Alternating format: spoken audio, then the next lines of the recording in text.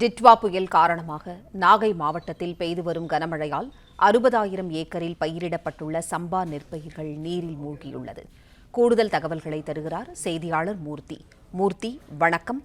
தண்ணீரில் மூழ்கிய 60,000 ஏக்கர் சம்பா நெற்பயிர்கள் விவரங்களை சொல்லுங்க.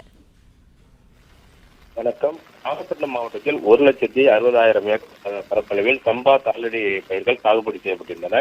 டிட்வா புயல் காரணமாக நாகப்பட்டினம் மாவட்டத்தில் தற்போது பரவலாக கனமழையானது பெய்து வருகிறது. குறிப்பாக கடந்த 24 மணி நேரத்தில் 98 சென்டிமீட்டர் அளவிற்கு மழை பதிவாகியுள்ளது. இதனால் மாவட்டம் முழுவதும் தாழ்வான பகுதிகளில் மழைநீர் தேங்கியுள்ளது. இந்த நிலையில் ஏற்கனவே கடந்த ஒரு வாரமாக பெய்த மழையால் சம்பா தாளடி பயிர்கள் மழைநீரில் மூழ்கியிருந்தது. கடந்த 2 நாட்களாக மழை விட்டிருந்த நிலையில மழைநீர் வடிய தொடங்கிய நிலையில் நேற்று முதல் விடாமல் விடிய பரவலாக மழை பெய்து வருகிறது.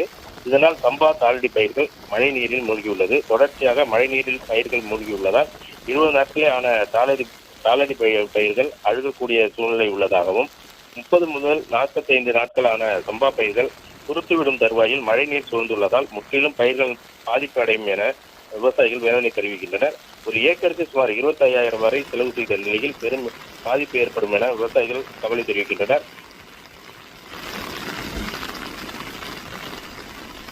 நன்றி மூர்த்தி, தகவல்களுக்கு நன்றி.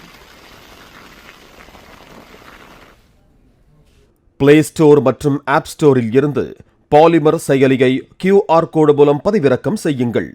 செய்திகளை உடனுக்குடன் பெறுங்கள்.